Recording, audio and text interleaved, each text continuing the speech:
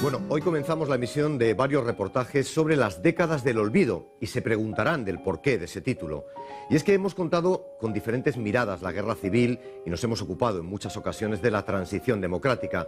Sin embargo, hemos pasado de puntillas por los años 40 y 50, décadas en las que los españoles pasaron muchas penurias y en las que se puso el embrión de futuros cambios. En nuestra primera entrega nos vamos a situar al final de la guerra civil, cuando España se convierte en una inmensa prisión en la que sobran presos políticos y se llevan a cabo juicios sin garantías. Son los años más amargos del siglo XX, caracterizados por una implacable represión. El miedo caló hondo y la impunidad de aquellos crímenes sigue siendo para muchos ciudadanos una deuda pendiente.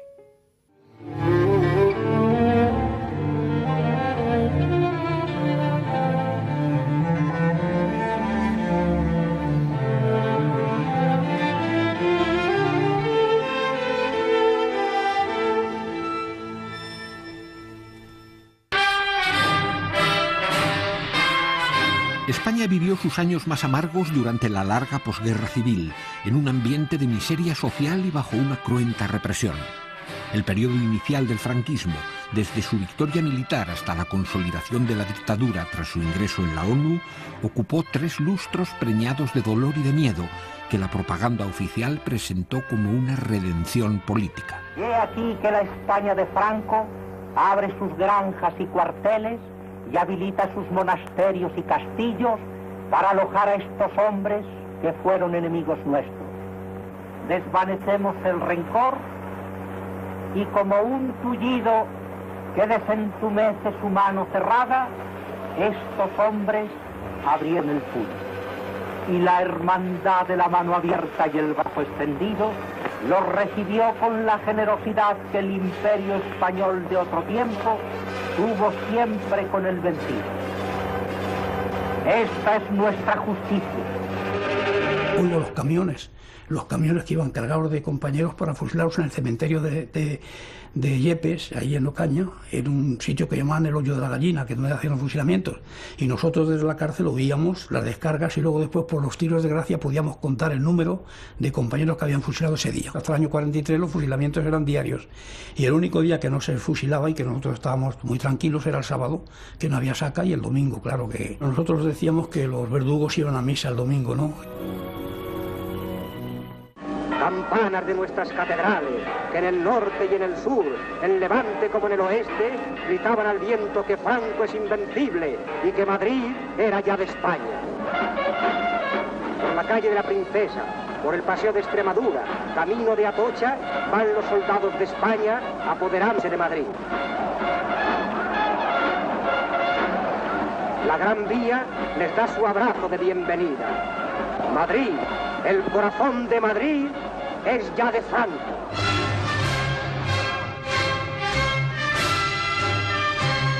La guerra civil se había cerrado con el triunfo de una derecha dogmática, aupada al poder por un ejército de ideología fascista y bendecida por una iglesia vengativa. Comenzaba así el régimen del general Franco, cuya legislación establecería el crimen de Estado como método purificador de los vencidos. Comienzan con unos bandos en los que, según el bando de Queipo de Llano, se ordena ejecutar sin juicio a todos los dirigentes de partidos y organizaciones pertenecientes al Frente Popular. Y si no se encuentran los dirigentes, serán pasados por las armas un número proporcional de afiliados. A partir de ahí se construye el monumento jurídico, según algunos, del franquismo. En la fe, en la superioridad sobre los demás, descansa el derecho para encuadrar y dirigir a los otros. Yo no creo que los consejos de guerra sumarísimos, la ley de responsabilidades políticas, la ley de masonería y comunismo sean legales o no legales, son alegales, están en un mundo que al derecho le repugna. Eso es insostenible.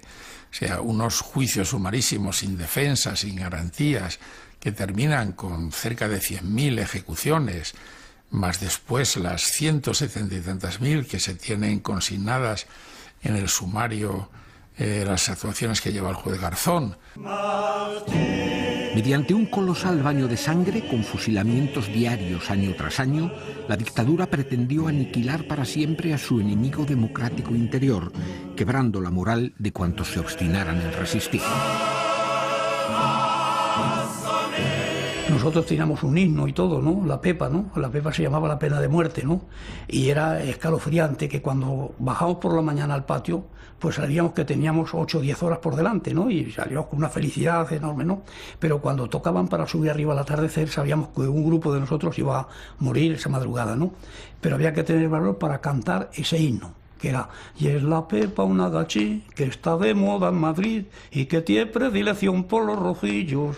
Cuando viene esta mujer a la cárcel de Porlier y al más bravo se le arruga el solomillo. Porque han pasado las horas y la barca no llegó. A pesar de que 500.000 de republicanos había partido hacia un duro exilio, el franquismo convirtió a España en una inmensa cárcel.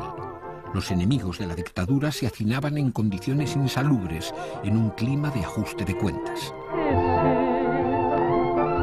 Ahí en el año 40, según las informaciones mismas del Estado, hay al entorno de 280.000 presos. Sin duda son bastantes más. En esa cifra no están inventariadas las mujeres presas por causas políticas. A las mujeres no se las inventaría como presas políticas, sino como delincuentes, como prostitutas. En los 6 primeros años de gobierno del general Franco, la pobreza y el desamparo se cobraron 30.000 muertos, mientras en los presidios las carencias sociales multiplicaban los efectos de la venganza política. Había gente que moría de inanición y de hambre, que te los encontrabas al lado tuyo, al lado de tu petate, le despertabas y estaban muertos a tu lado, ¿no? Porque aquello fue una época espantosa, los primeros años, ¿no? Te digo, no solo se morían ante los parados de ejecución, sino también de hambre y de miseria en las prisiones. En la prisión de Porlier y durante la Navidad se celebra una misa que oyen todos los reclusos. El último decreto de libertad condicional abre las puertas de las cárceles para numerosos condenados que se reúnen emocionadamente con sus familias. Cuando se desplomaron los fascismos europeos, Franco dictó varias medidas de gracia y en 1944 liberó a 56.000 prisioneros. Un año después concluirían los siniestros expedientes por responsabilidades políticas, pero se mantendrían las penas de extrañamiento a modo de exilio interior y el empleo de miles de presos políticos como mano de obra carente de derechos. Los presos son rentables, porque el Estado creará las colonias penitenciarias y los presos trabajarán para el Estado en obra pública, trabajarán para la Iglesia construyendo catedrales y especialmente trabajarán para empresas privadas. En la Sierra de Guadarrama se trabaja en las obras del Monumento Nacional a los Caídos, que será erigido en aquel lugar por decisión personal de Franco. Conversa el jefe del Estado con los trabajadores que viven en el valle formando colonia. Como un pájaro me muero, necesito libertad. Abre puerta y cerrojo que me dé la luz del sol, que están ciegos ya mis ojos de tinieblas y dolor.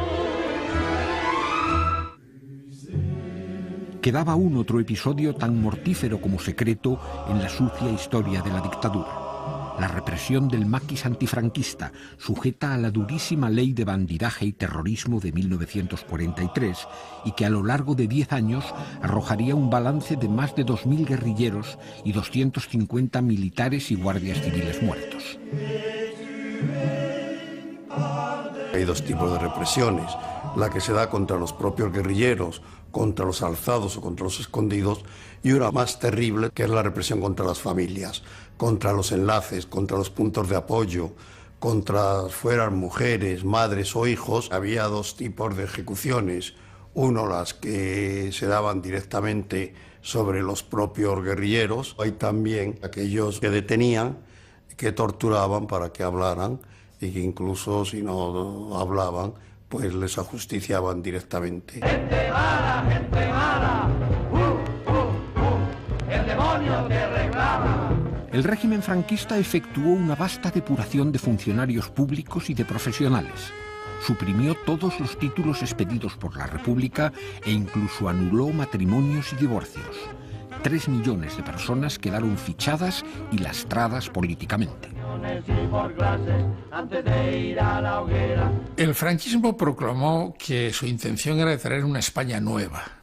Esa España nueva consistía en arrasar todo lo que venía de la cultura republicana, de lo que los norteamericanos llamarían valores republicanos. Y entonces cayó en el esperpento de anular los divorcios y provocar bigamias, de retirar carnés de conducir. Durante largo tiempo el saludo fascista resultó obligatorio y forzoso el uso de bigote, sombrero y corbata junto a las vestimentas de recato femenino como señas de identidad social de la gente de orden. Fue una época triste y gris en la que, como aseguraba un chiste, estaba prohibido todo lo que no fuera obligatorio. El factor más determinante, peligroso y siniestro de lo que fue la posguerra fue el miedo de la población civil. El miedo que obligaba pues a alzar, en los primeros años, a alzar el brazo cuando pasabas delante de una bandera, a pararte si sonaba el himno, pero sobre todo el miedo en las casas, el miedo a la policía, el miedo a las detenciones y el miedo a hablar. El miedo no era solo político, era humano. Era ese miedo a que en un cine de pronto se encendieran las luces, avanzara la policía y a una pareja que se la sorprendiera abrazada, los detuvieran y sus nombres aparecieran en los periódicos. Se vive solamente una vez, hay que aprender a querer y a vivir, hay que saber que la vida se aleja y nos deja llorando quimeras. El grueso de la sociedad española, después de aquella inversión en sangre de los 40, después de aquella socialización del pánico, es una sociedad que lógicamente ha acabado aceptando, ha acabado adormecida y que lo que quiere es vivir. Hay una actitud de conformidad generalizada con lo que se está viviendo, con la represión, con la falta de democracia.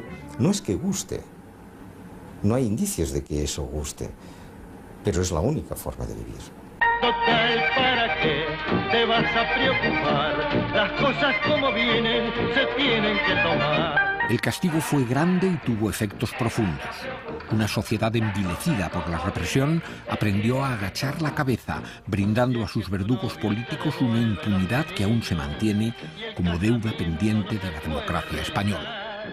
La reparación es un acto de justicia, pero además es que mantener la impunidad es la mayor perversión que puede existir en un sistema jurídico. No es que esta sociedad haya olvidado, sino que esta sociedad tiene la obligación de recuperar esa memoria. Quizá ya tú me has olvidado, en cambio yo no te olvidé, y hasta que no te haya encontrado sin descansar